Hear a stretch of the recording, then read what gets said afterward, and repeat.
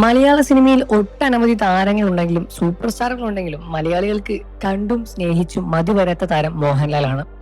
മണിക്കൂറുകളോളം ക്യൂ നിന്ന് തങ്ങളുടെ ലാലേട്ടനൊപ്പം കഴിഞ്ഞ ദിവസം ഫോട്ടോ പകർത്താൻ എത്തിയത് കുഞ്ഞുങ്ങൾ മുതൽ പ്രായമുള്ള മുത്തശ്ശിമാർ വരെ നീണ്ടു കിടക്കുകയാണ്. അത്രമേൽ സ്നേഹിക്കപ്പെടുന്ന നടനാണെങ്കിലും താരത്തിനെതിരെ സോഷ്യൽ മീഡിയയിൽ പ്രത്യക്ഷപ്പെടുന്നത് വിദ്വേഷ കമന്റുകളും പോസ്റ്റുകൾക്കും കുറവൊന്നുമില്ല എന്ന് തന്നെയാണ് സത്യവും. നടന്റെ ഓരോ ചലനവും സൂക്ഷ്മമായി വീക്ഷിച്ച് അതിൽ പോരായ്മകൾ കണ്ടെത്തുന്നവരുടെ എണ്ണം സോഷ്യൽ മീഡിയയുടെ വരവോടുകൂടി കൂടിയെന്നത് സത്യം തന്നെയാണ്. കഴിഞ്ഞ ദിവസം ആരാധകർക്കൊപ്പം ഫോട്ടോ പോസ്റ്റ് ചെയ്യുന്ന താരത്തിന്റെ വീഡിയോ പുറത്തു വന്നപ്പോഴും വിമർശനം ഉയരുകയാണ്. കുട്ടികളെ കൊഞ്ചിച്ചില്ല, ജാട കാണിച്ചു, സ്നേഹത്തോടെ പെരുമാറാമായിരുന്നു എന്നിങ്ങനെയായിരുന്നു അവയിൽ ചില കമന്റുകളും പുറത്തു വന്നത്. ഇപ്പോൾ ഇത് മോഹൻലാലിനെ കുറിച്ച് ഒരു പ്രേക്ഷകൻ സോഷ്യൽ മീഡിയയിൽ പങ്കിട്ട കുറിപ്പാണ് ഇപ്പോൾ ശ്രദ്ധ നേടി വരുന്നത്. മോഹൻലാലുമായി ഇരിക്കുക എന്നത് അത്ര എളുപ്പമുള്ള കാര്യമല്ല. അദ്ദേഹത്തെ ചൂഷണം ചെയ്യുന്ന ആളുകളെ പറ്റി സിനിമയിൽ വന്ന കാലം മുതൽ അദ്ദേഹത്തെ ചൂഷണം ചെയ്യുന്ന ചില മനുഷ്യരെ കുറിച്ചും കുറിപ്പിൽ വിശദമായി തന്നെ പറയുന്നുണ്ട്. അതിങ്ങനെയായിരുന്നു: ഒരിക്കൽ Shobhana George MLA crime file magazine editor Nandakumar എന്നെ അപകീർത്തിപ്പെടുത്തുന്ന ഭീഷണിപ്പെടുത്തി തളം തട്ടുവാൻ ശ്രമിക്കുന്നുവെന്ന് പറഞ്ഞ് മുഖ്യമന്ത്രി EK നായർ നൽകിയൊരു പരാതി ഉണ്ടായിരുന്നു. അതിലൊരു വാചകം ഇങ്ങനെയായിരുന്നു: നന്ദകുമാർ എന്നോട് ഫോണിൽ പറയുകയാണ്, നിങ്ങൾ ചിത്രങ്ങൾ വെച്ച് ഞാൻ എനിക്ക് തോന്നിയ പോലെ നിറം പഠിപ്പിച്ച് കഥകൾ എഴുതി പ്രിന്റ് ചെയ്തിറക്കും. നിങ്ങൾക്ക് പിന്നെ പുറത്തിറങ്ങി നടക്കുവാൻ പറ്റില്ല. അത് ഒഴിവാക്കാൻ 5 ലക്ഷം രൂപ തരണം.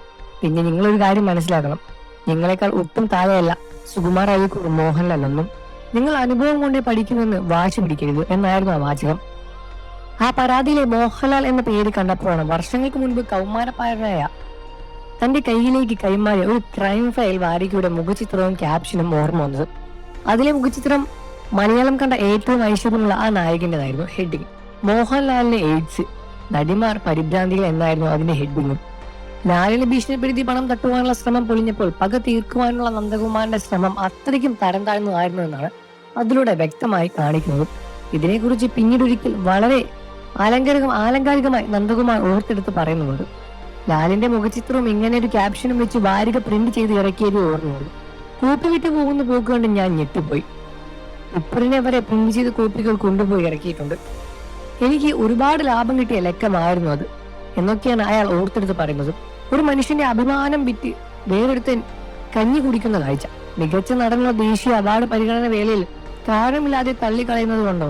വ്യക്തി ജീവിതത്തിലെ ഓരോ നീക്കങ്ങളും വളരെയധികം നോക്കിയാണ് സോഷ്യൽ മീഡിയയിലൂടെയായാലും മോഹൻലാലായി ജീവിക്കുന്നത്.